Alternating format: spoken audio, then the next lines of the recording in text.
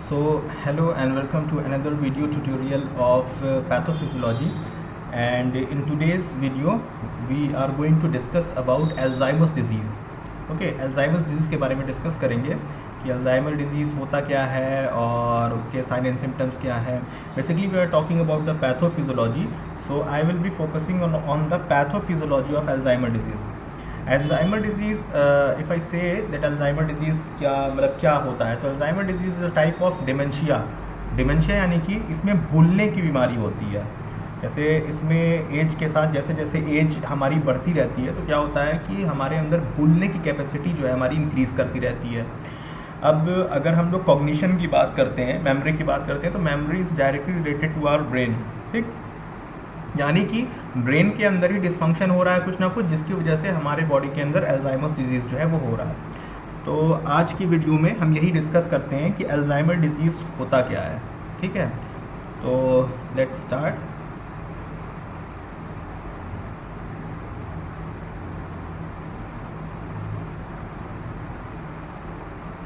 Alzheimer's disease.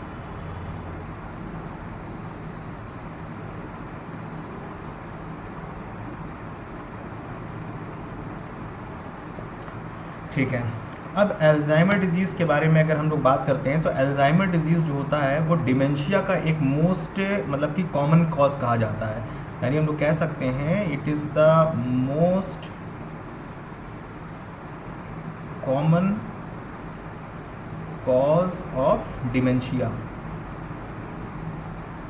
Dementia यानी कि क्या, भूलने की प्रॉब्लम. तो अल्जाइमर डिजीज़ जो होता है ये डिमेंशिया का एक कॉमन कॉज होता है. क्या होता है कि अगर हमारे अंदर डिमेंशिया हो जाता है तो हमें चीज़ें याद नहीं रहती हैं सही से. जैसे अपना फॉर एग्जांपल कि नाम भूल जाएंगे अपना, ठीक है, अपना घर का एड्रेस भूल जा रहे हैं और अपने रिलेटिव्स का नाम भूल जा रहे हैं, सुबह में क्या ब्रेकफास्ट किया था वो भूल जा रहे हैं, मतलब इसमें भूलने की प्रॉब्लम होती है. तो हम लोग अल्जाइमर डिजीज़ को कह सकते हैं, मतलब इससे ये कह सकते हैं ये इंसिडियस होता है. मतलब इंसिडियस मतलब जैसे हमने पहले बताया था, इंसिडियस मतलब क्या, एक तरह से स्ट्रेंज इंसिडियस होता है. ठीक है, फिर ये प्रोग्रेसिव भी होता है. प्रोग्रेसिव यानी कि ये प्रोग्रेस करता है बॉडी के अंदर धीरे धीरे. और डीजनरेशन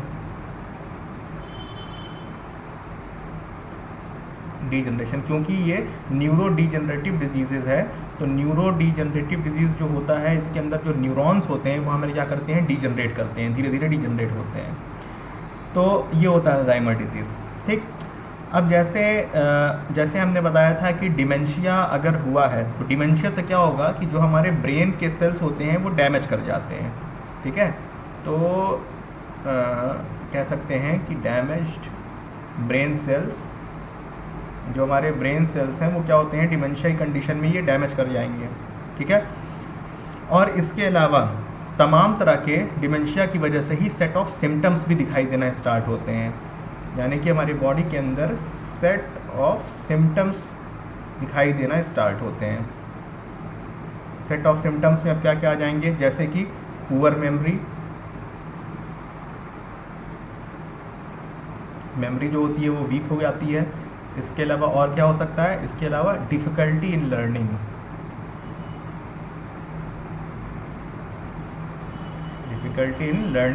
यानी कि कोई नई चीज़ अगर जैसे सीखना हो या जैसे किसी का नाम वगैरह याद करना हो तो वो फिर याद नहीं होता है पेशेंट को, ये प्रॉब्लम हो जाती है. अब जैसे कि अल्जाइमर डिजीज़ जो होता है, अल्जाइमर डिजीज़ के अंदर दो मेन चीज़ होती है जो कि अल्जाइमर डिजीज़ के अंदर बहुत ज़्यादा इम्पॉर्टेंट होती है. अल्जाइमर को हम लोग शॉर्ट फॉर्म में एडी लिखते हैं. तो इसके अंदर दो चीज़ बहुत कॉमन होती है. एक तो होता है आपका प्लेक्स, एक इसके अंदर प्लेक्स जो है इम्पॉर्टेंट रोल प्ले करता है, और दूसरा जो होता है वो होता है टैंगल्स.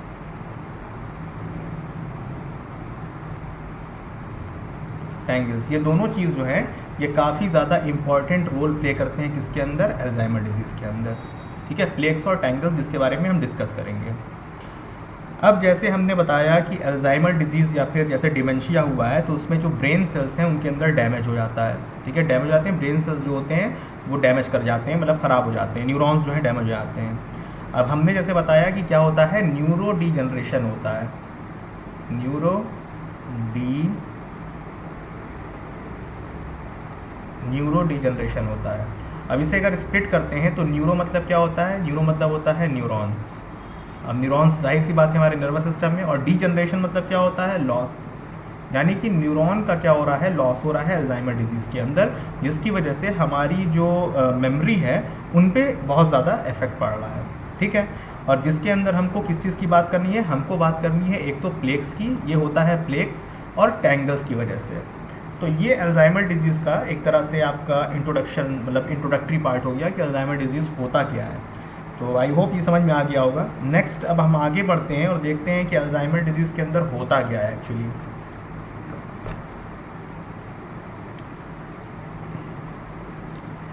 ठीक है, तो इसको समझने के लिए सबसे पहले, अब जैसे अगर हम लोग न्यूरॉन्स की बात करते हैं, तो सपोज़ करो ये हमारा न्यूरॉन हो गया, ठीक, ये न्यूरॉन है, ये इसके अंदर डेंड्राइट्स वगैरह इसके हो गए, यहाँ पे सेल बॉडी है, ठीक, यहाँ पे ये एक्सॉन, और एक्सॉन के साथ साथ इसके ऊपर क्या है, माइलिन की शीथ है, और यहाँ पे नर्व का टर्मिनल, एक्सॉन का टर्मिनल है, ये न्यूरॉन है। अब न्यूरॉन क्या होता है, न्यूरॉन अगर हम लोग बोलते हैं तो न्यूरॉन जो है ये भी एक तरह का क्या होता है, सेल होता है, सेल ही है।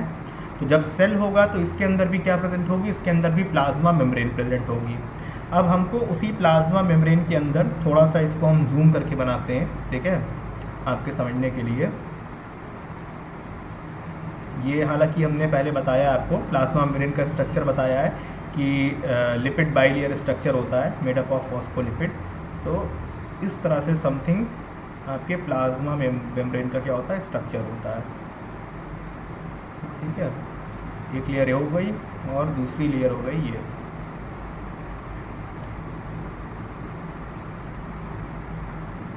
ये हमारा प्लाज्मा मेम्ब्रेन है, ये न्यूरॉन का प्लाज्मा मेम्ब्रेन है, यानी कि एक नर्व सेल है, उसके बारे में हम यहाँ पे बात करने जा रहे हैं। तो ये हो गई प्लाज्मा मेम्ब्रेन। अब इसके अंदर इस तरह से मतलब वो होते हैं, टेल और हेड इसके होते हैं इस तरह से। तो खैर अब इसको हम ज़्यादा नहीं बनाएंगे, आपको पता ही है कि ये होता कैसे है, इसको बताने की ज़रूरत नहीं है। ठीक है, तो ये हमने बना दिया। अब यहाँ पे जो ये वाला पोर्शन है, इधर वाला, ये हमने न्यूरॉन को ही क्या किया है, यहाँ आप न्यूरॉन के बारे में बता रहे हैं।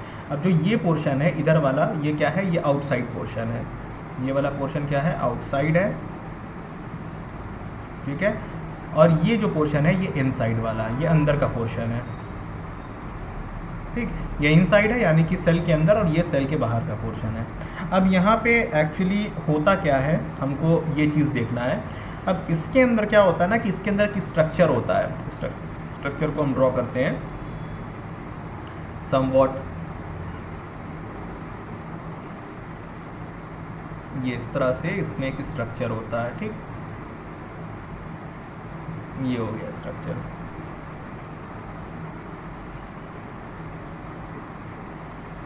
ये स्ट्रक्चर हो गया, और इसके अंदर ये, अब ये जो स्ट्रक्चर है, ये स्ट्रक्चर है, इसको हम लोग कहते हैं क्या, इस पूरे स्ट्रक्चर को, यानी कि ये पूरे स्ट्रक्चर को हम लोग क्या कहते हैं, इसको कहते हैं हम लोग APP, ठीक है, इसको बोलते हैं हम लोग APP। इसका फुल फॉर्म होता है एमाइलॉइड प्रिकर्सर प्रोटीन।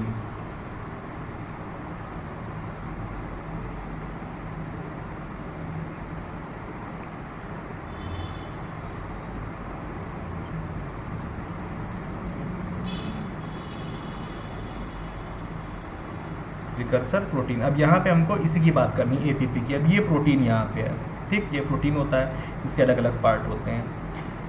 अब जैसे क्या होता है कि इसके अंदर ये हो गया आपका एमाइलॉइड प्रिकर्सर प्रोटीन। अब ये जो प्रोटीन है ये क्या काम करता है कि ये जो न्यूरॉन्स होते हैं उनको ग्रो करने में हेल्प करता है, और अगर कोई इंजरी होती है तो क्या करता है, न्यूरॉन्स को रिपेयर भी करता है। यानी इसका दो काम क्या करता है, हेल्प्स न्यूरॉन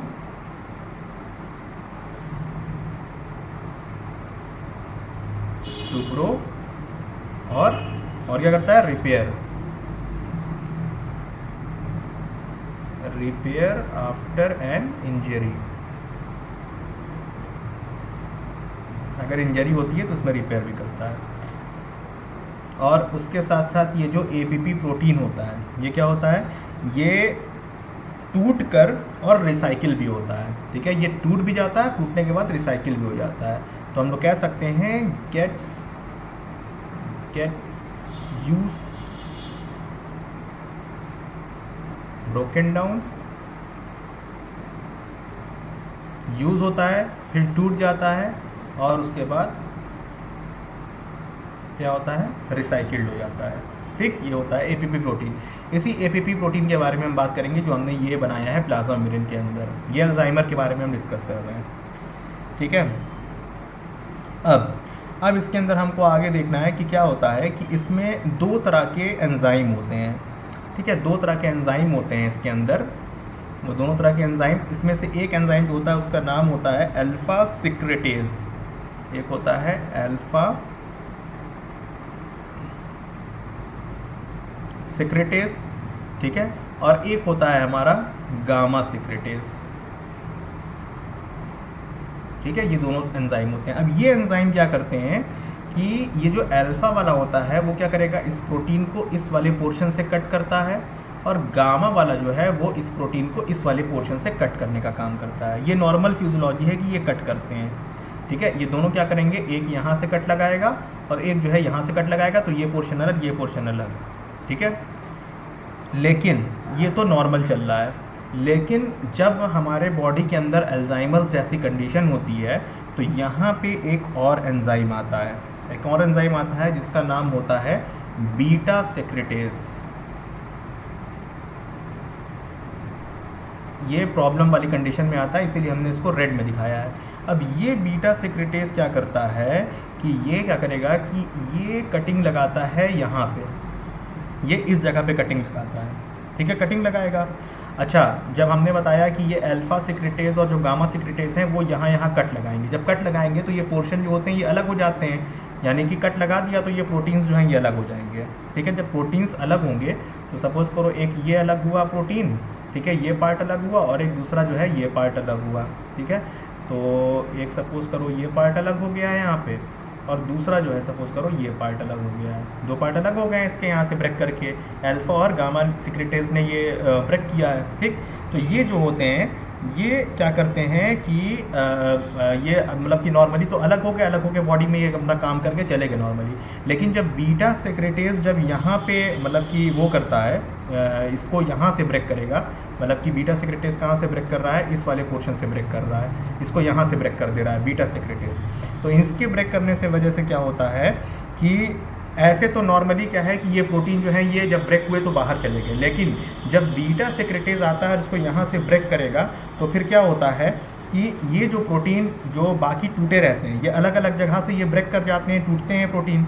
मतलब अब क्या है कि जैसे ये वाला टूटा यहाँ से, और बाकी जो अल्फा और गामा रहते हैं वो भी इसको अलग तरीके से ब्रेक करते हैं प्रोटीन को, नॉर्मली तरीके से नहीं। अब की बार जो ब्रेक होंगे वो एबनॉर्मल तरीके से ब्रेक होते हैं, यहाँ पे एबनॉर्मल ब्रेकेज होता है प्रोटीन का।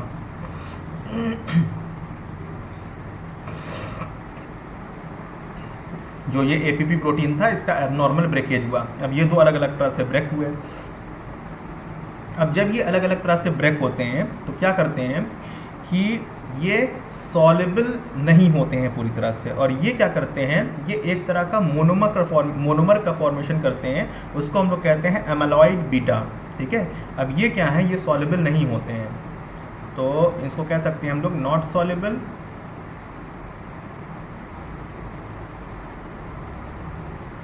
And create a monomer called as amyloid beta,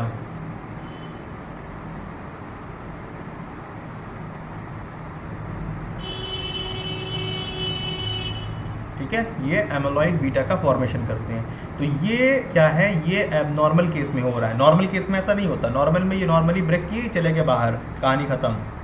normally में ये ब्रेक किया, ये दोनों मतलब कि ये जो पोर्शन है जैसे कि एक सेकेंड, एक ये पोर्शन हो गया, ये यहाँ से ब्रेक किया, दूसरा पोर्शन जो है मान लो ये है, यहाँ से ब्रेक किया, ठीक है। और ये ब्रेक करने के बाद क्या हुआ, ये सेल के बाहर चले गए, दोनों चले गए और इनका काम जो है ख़त्म हो गया। ये नॉर्मल कंडीशन में है। लेकिन एबनॉर्मल कंडीशन में क्या होता है, ये ब्रेक दूसरे तरीके से करते हैं और सॉल्युबल नहीं होते हैं पूरी तरह से। तो ये क्या करते हैं, ये एमाइलॉइड बीटा नाम का एक मतलब मोनोमर का फॉर्मेशन करते हैं, और ये एमाइलॉइड बीटा जो होता है यही रिस्पॉन्सिबल होता है अल्जाइमर डिजीज़ के लिए। ठीक, यानी यहाँ पे इंपॉर्टेंट रोल किसका था, यहाँ पे एमाइलॉइड प्रिकर्सर प्रोटीन जो है इसका क्या है, इंपॉर्टेंट रोल एक प्ले कर रहा है। तो एक तो चीज़ ये हो गई। ठीक, अब थोड़ा सा हम आगे बढ़ते हैं इसके अंदर। आगे बढ़ते हैं। अब यहाँ पे एक हम न्यूरॉन ड्रॉ करते हैं। सपोज करो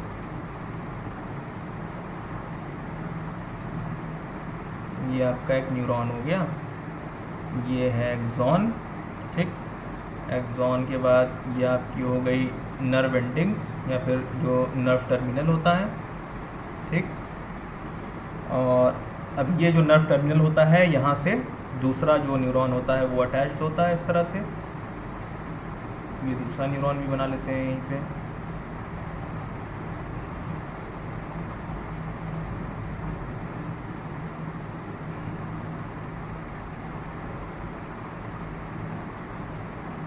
ठीक है, ये न्यूरॉन हो गया, ये एक्सॉन है और ये इसके ऊपर माइलिन शीथ की लेयर। तो इसी तरह से एक न्यूरॉन्स दूसरे न्यूरॉन से अटैच रहते हैं।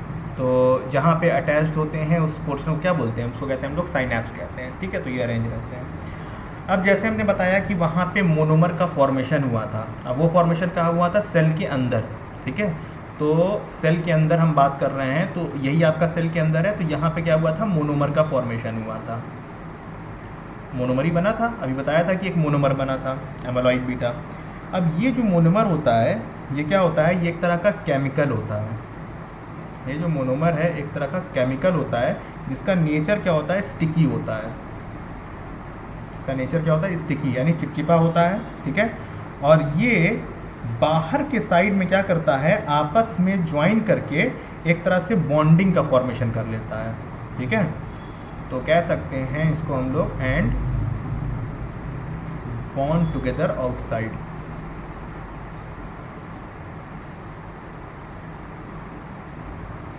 ये क्या करता है, ये आपस में जो मोनोमर्स होते हैं ये एक दूसरे से बाइंड करते हैं इस तरह से। ये इस तरह से ये ऐसे बाइंड करना स्टार्ट करता है, बाइंड करके ये इस तरह से पूरा इस तरह से स्ट्रक्चर जो है ये फॉर्म कर लेता है बाइंड करके, क्योंकि हमने बताया स्टिकी होता है, केमिकल सब्सटेंस होता है जो मोनोमर इस तरह से। ठीक है, और यही जो इस तरह से स्टिकी सब्सटेंस बनाता है इसी को हम लोग कहते हैं beta amyloid plaques. Beta amyloid plaques कहते हैं इसको।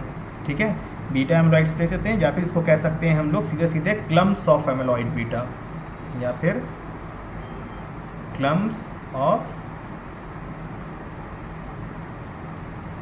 Amyloid beta.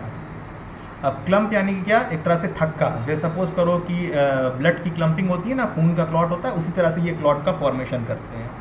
ठीक, अब ये हमने बताया ये बाहर के साइड में निकल के, अब जैसे मान लो यहाँ पे क्या है कि यहाँ से नर्व इम्पल्स जो जनरेट होती है हमारी, नर्व इम्पल्स कैसे है, सपोज करो यहाँ से कोई मैसेज आया, ये एक्सॉन से होते हुए, ठीक है, यहाँ से होते हुए इधर गया, फिर यहाँ से इधर गया, फिर यहाँ से ये फर्दर जाएगा।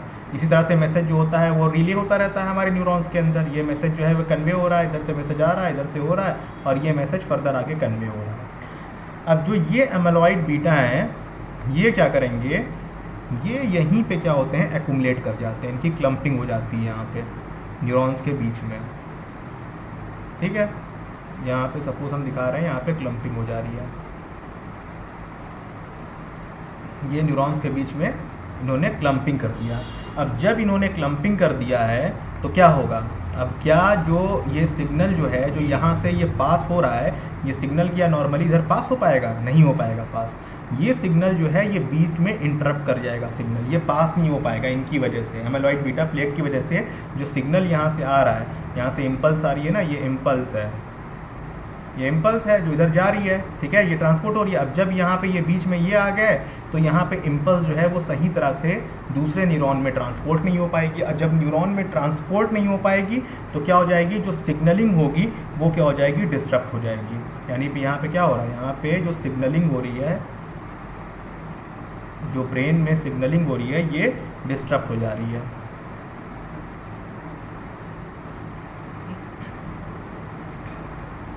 डिस्टर्ब हो जा रही है। और जब सिग्नलिंग डिस्टर्ब होगी ब्रेन के अंदर तो क्या होगा, ब्रेन के जो फंक्शन होंगे वो इम्पेयर्ड हो जाएंगे। यानी कि हम लोग कह सकते हैं ब्रेन फंक्शन इम्पेयर्ड।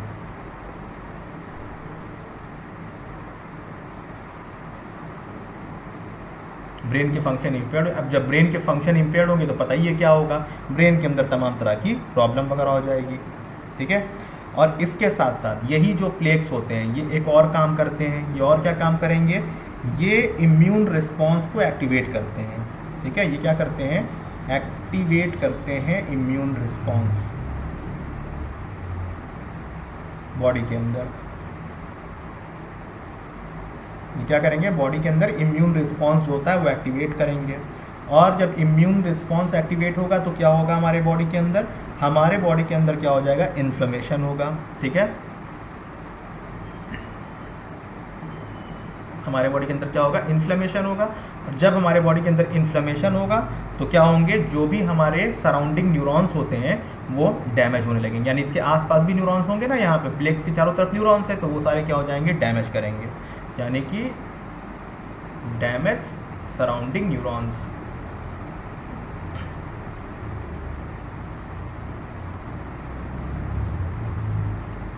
ठीक है, तो यही फाइनली हो रहा है अल्जाइमर में। यही तो हुआ, हमने बताया कि जो हमारे न्यूरॉन्स हैं उनका डीजनरेशन हो रहा है। तो डीजनरेशन कैसे हो रहा है, एमोलॉइड बीटा की वजह से हो रहा है, प्लेक्स की वजह से। हमने शुरू में बताया था कि अल्जाइमर डिजीज़ के अंदर हमको दो चीज़ देखनी है। एक हमको क्या देखनी है, एक हमको प्लेक्स के बारे में देखना है, तो प्लेक्स के बारे में हमने देख लिया। और दूसरा हमने बताया था टैंगल्स, एक होते हैं टैंगल्स, इनकी वजह से भी होता है। तो प्लेक्स के बारे में हमने जाना कि प्लेक्स की वजह से कैसे हमारी सिग्नलिंग जो होती है वो डिस्टर्ब होती है। अब नेक्स्ट जो है हम आगे देखेंगे टैंगल्स के बारे में कि ये टैंगल्स जो होते हैं ये कैसे कॉज होते हैं बॉडी के अंदर और ये क्या मतलब कहानी करते हैं।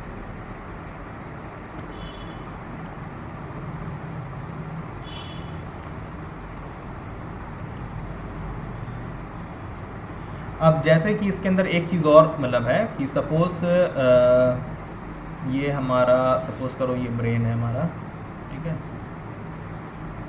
ये हमारा क्या हो गया, ये सपोज़ करो ये ब्रेन है। अब इन ब्रेन के अंदर क्या होगी, इन ब्रेन के अंदर इस तरह से ब्लड वेसल्स वगैरह होती है, ठीक है, ब्लड वेसल्स वगैरह होगी ब्रेन के अंदर। तो जैसे कि एक ब्लड वेसल को हम अगर थोड़ा सा ऐसे बनाते हैं, थोड़ा सा हल्का सा जूम करके, सपोज़ करो ये ब्लड वेसल है, ठीक। अब इसके अंदर क्या है कि जो एमेलॉइड प्लेक्स का फॉर्मेशन हुआ था वो क्या होने लगता है, उसका डिपोजिशन होने लगता है इस तरह से ब्लड वेसल्स के आसपास अंदर भी। इस तरह से ये एमेलॉइड बीटा जो है इसका डिपोजिशन हुआ इस तरह से ब्लड वेसल्स में, ब्रेन की ब्लड वेसल्स में। भाई ब्रेन की बात कर रहे हैं, यहाँ पे डिपोजिशन हुआ, ठीक है। ये क्या है, एमेलॉइड बीटा प्लेक्स।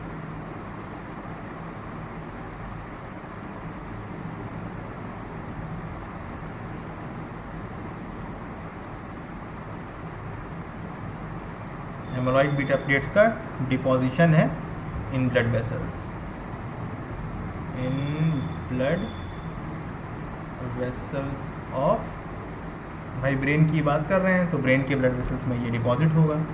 और इसकी वजह से क्या होता है, इसकी वजह से हमारे बॉडी में एक चीज़ होती है जिसको हम लोग कहते हैं एमेलॉइड एंजियोपैथी। एमेलॉइड एंजियोपैथी, ये किसकी वजह से हो रही है, इसकी वजह से हो रही है एमेलॉइड एंजियोपैथी।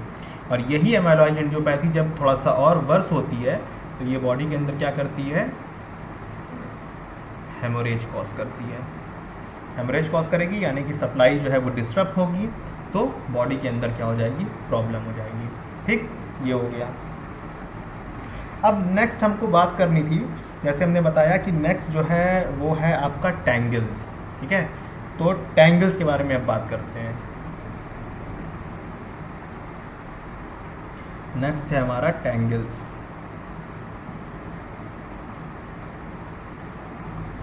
अब ये टैंगल्स क्या होता है?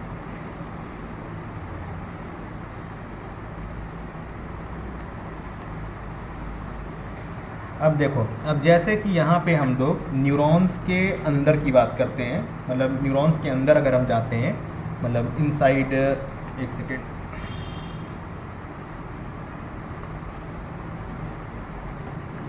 ठीक है, तो हम लोग इसमें सेल्स के अंदर की बात करते हैं, यानी इनसाइड न्यूरॉन्स, इनसाइड न्यूरॉन्स की बात करते हैं, न्यूरॉन्स के अंदर। अब न्यूरॉन्स जो होता है, न्यूरॉन्स के अंदर क्या होता है कि जो हमारे न्यूरॉन्स होते हैं उनके अंदर एक साइटोस्केलेटन प्रेजेंट होता है, ठीक है। न्यूरॉन्स के अंदर क्या होता है कि न्यूरॉन्स जो होते हैं वो कैसे हेल्ड होते हैं, ये जो होते हैं these are held together by cytoskeleton. ये साइटोस्केलेटन से हेल्ड होते हैं, ठीक है। और ये किस चीज़ का बना होता है? मेड अप ऑफ माइक्रोट्यूब्यूल्स,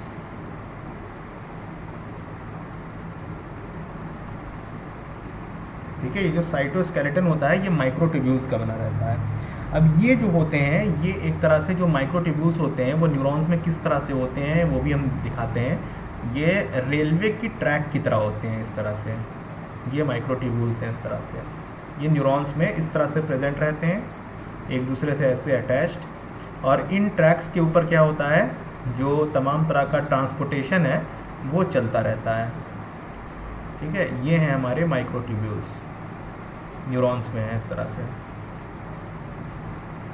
ठीक है, ऐसे ये इस तरह से, ये हो गए माइक्रोट्यूब्यूल्स। अब ये माइक्रोट्यूब्यूल्स जो रहते हैं, मतलब ये साइटोस्केलेटन बनाते हैं किसका? न्यूरॉन्स का। अब ये जो होता है ये रेलवे ट्रैक की तरह होते हैं, जो हम देखा होगा ना जिस पे ट्रेन चलती है। अब इसके ऊपर क्या है कि इस पर तमाम तरह के इस तरह के प्रोटीन्स वगैरह होते हैं, ये क्या होते हैं, इसी के थ्रू इस तरह से ट्रांसपोर्ट होते रहते हैं, इधर से इधर गए, फिर यहाँ पे आ गया, इधर से इधर ट्रांसपोर्ट हुए, यहाँ प्रोटीन आ गया, या मतलब प्रोटीन हो गया, और भी तमाम सब्सटेंस जो हैं ये इन्हीं मतलब कि माइक्रोट्यूब्यूल्स की हेल्प से ये एक न्यूरॉन से दूसरे न्यूरॉन तक ट्रांसपोर्ट होते रहते हैं, ये इस तरह से। ये ब्लू वाला जो बॉक्सेस हैं ये क्या हैं, ये मटेरियल्स हो गया, प्रोटीन वगैरह हैं जो कि ट्रांसपोर्ट होते हैं। मतलब ये किस तरह के हैं, ये एक तरह से रेलवे ट्रैक्स की तरह हैं,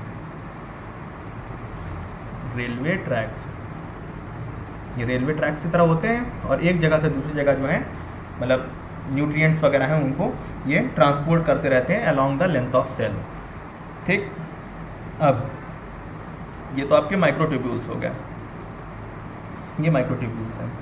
अब इन माइक्रोट्यूब्यूल्स के अंदर भी एक तरह का प्रोटीन प्रेजेंट होता है, इन इस तरह से ये माइक्रोट्यूब्यूल्स के अंदर इस तरह के प्रोटीन होते हैं। जैसे देखा ना रेलवे ट्रैक, रेलवे की लाइन देखो तो उसके अंदर बीच बीच में इस तरह से ग्रूव्स वगैरह होते हैं, तो उसी तरह से इन माइक्रोट्यूब्यूल्स के अंदर भी इस तरह के प्रोटीन्स होते हैं, ऐसे, ठीक है। ये चारों तरफ होते हैं, हम उतना ज़्यादा नहीं बना रहे हैं, थोड़ा ही थोड़ा बना रहे हैं, समझने के लिए उस होना चाहिए। इस तरह के इसके ऊपर प्रोटीन्स होते हैं इन माइक्रोट्यूब्यूल्स में। माइक्रोट्यूब्यूल्स आपने सेल में भी पढ़ा होगा, जब आप सेल पढ़ रहे होगे, सेल का स्ट्रक्चर, तो उसमें भी माइक्रोफिलामेंट्स और माइक्रोट्यूब्यूल्स वगैरह होते हैं, तो इस तरह से होते हैं, ठीक है। ये माइक्रोट्यूब्यूल्स हैं। अब इनके ऊपर ये जो प्रोटीन दिखाई दे रहे हैं ऑरेंज कलर के, इन प्रोटीन्स को हम लोग कहते हैं टाउ प्रोटीन्स। क्या कहते हैं? TAU, टाउ प्रोटीन्स, इनको कहते हैं हम लोग टाउ प्रोटीन्स,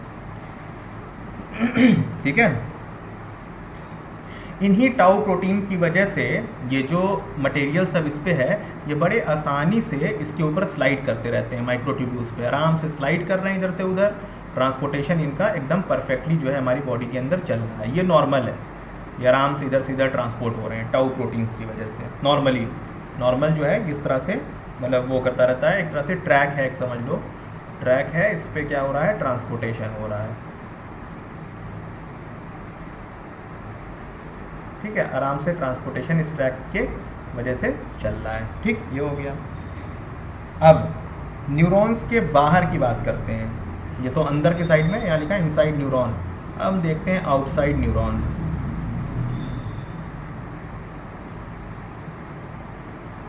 चलते हैं न्यूरॉन के बाहर। ठीक, आउटसाइड न्यूरॉन क्या हो रहा है कि यहाँ पे किस चीज़ का फॉर्मेशन हुआ था अभी थोड़ी देर पहले, यहाँ पे बीटा एमिलॉइड प्लेट का फॉर्मेशन हुआ था। बीटा एमिलॉइड प्लेट का फॉर्मेशन हुआ था, कुछ देर पहले भी हमने बताया बीटा एमिलॉइड प्लेट यहाँ पे बने थे। अब ये जो होते हैं, ये बीटा एमिलॉइड प्लेट जो होते हैं, ये किसी तरह से न्यूरॉन्स के अंदर घुस जाते हैं, यानी इनसाइड न्यूरॉन। इनसाइड न्यूरॉन जो होता है, ये अंदर क्या करते हैं कि अंदर डिफरेंट तरह के पाथवे को इनिशिएट करते हैं। मतलब न्यूरॉन्स के अंदर घुस के ये क्या करेंगे, इनिशिएट करते हैं पाथवे। इनिशिएट पाथवे यानी कि अब ये पाथवे का इनिशिएशन करते हैं न्यूरॉन्स के अंदर। इनके पाथवे के इनिशिएशन की वजह से क्या होता है कि काइनेज नाम का एक सब्सटेंस होता है, उसका एक्टिवेशन होता है। ठीक है, इसकी वजह से क्या होता है, एक्टिवेशन ऑफ काइनेज। काइनेज यानी काइनेज जो होता है वो एक्टिवेट होगा। ठीक, एक्टिवेट होगा। जब काइनेज एक्टिवेट, अच्छा काइनेज होता कैसे है, ये इस तरह से आता है एक स्ट्रक्चर, ये ऐसे होता है, इसमें ये अटैच होता है यहाँ पे, ये आपका काइनेज है। ठीक है, ये काइनेज है और ये इसके ऊपर जुड़ा रहता है एक फॉस्फेट ग्रुप।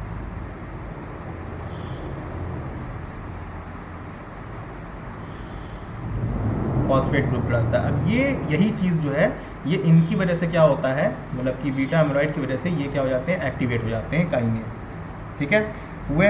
अब ये जो इसमें फॉस्फेट ग्रुप जो है, ये फॉस्फेट ग्रुप, यहीं पे इनका क्या होता है, इन काइनेज का फॉस्फोराइलेशन होता है। फॉस्फोराइलेशन से क्या होता है कि जो यहाँ का ये फॉस्फेट ग्रुप है, ये फॉस्फेट ग्रुप जो हमने बताया था, ये यहाँ पी लिख देते हैं, ये फॉस्फेट ग्रुप है, ये क्या होता है, ये टाउ के साथ जाकर अटैच हो जाता है, टाउ प्रोटीन के साथ। यहाँ से ये ब्रेक कर जाता है, यहाँ से ब्रेक करेगा और यहाँ से ये क्या हो जाएगा, ये जाके टाउ प्रोटीन के साथ अटैच कर जाएगा। यानी कि जब काइनेज एक्टिवेट हुआ तो क्या हुआ, जो फॉस्फेट ग्रुप था वो किसके साथ जाके जुड़ गया, टाउ के साथ अटैच हो गया। जब ये टाउ के साथ अटैच होता है तो ये जो जितने भी टाउ प्रोटीन होते हैं, ये क्या होते हैं कि ये माइक्रोट्यूब्यूल्स जो होते हैं उनको सपोर्ट करना बंद कर देते हैं। अभी तक तो सपोर्ट कर रहे थे टाउ प्रोटीन, जिसकी वजह से ट्रांसपोर्टेशन हो रहा था। अब ये सारे टाउ प्रोटीन जो हैं, ये क्या होते हैं, ये बाहर निकल जाते हैं, इस तरह से सारे बाहर आ जाएंगे।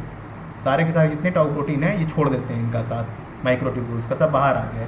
और ये किसकी वजह से हुआ, काइनेज की वजह से हुआ। यानी कि जब टाउ प्रोटीन जो है वो उसका फॉस्फोराइलेशन हुआ और ये फॉस्फेट ग्रुप के साथ अटैच हुआ, तो ये माइक्रोट्यूब्यूल्स को सपोर्ट करना बंद कर देते हैं। तो हम लोग कह सकते हैं इसको स्टॉप सपोर्टिंग माइक्रोट्यूब्यूल्स। ये माइक्रोट्यूब्यूल्स को सपोर्ट करना बंद कर देते हैं। और बंद करने के बाद क्या करेंगे, अब ये जो रहते हैं ये आपस में अब धीरे धीरे क्लम्पिंग करना फिर स्टार्ट करते हैं। ठीक है, दूसरे प्रोटीन्स के साथ ये क्लम्पिंग करना स्टार्ट कर देते हैं। मतलब जो ये टाउ प्रोटीन है ये बाहर आ गए, बाहर आने के बाद ये क्या करते हैं, ये भी दूसरे प्रोटीन के साथ इस तरह से क्लम्पिंग करने लगते हैं। पहले वहाँ पे क्लम्पिंग किया था एमोलाइड बीटा में प्लेक्स, अब ये भी जो होते हैं ये भी बाहर निकलने के बाद इस तरह से क्लम्पिंग करने लगते हैं अदर प्रोटीन्स के साथ मिलकर। Clump with other proteins, other protein के साथ मिलकर ये क्लम्पिंग करने लगते हैं। और जब ये अदर प्रोटीन्स के साथ मिलकर क्लम्पिंग करते हैं, ठीक है, तो यहाँ पे ये जो स्ट्रक्चर का फॉर्मेशन होता है, ये इसी को हम लोग बोलते हैं, इसी को कहते हैं हम लोग न्यूरोफिब्रिलरी टैंगल्स।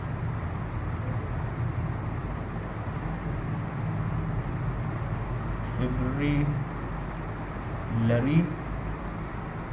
टैंगल्स,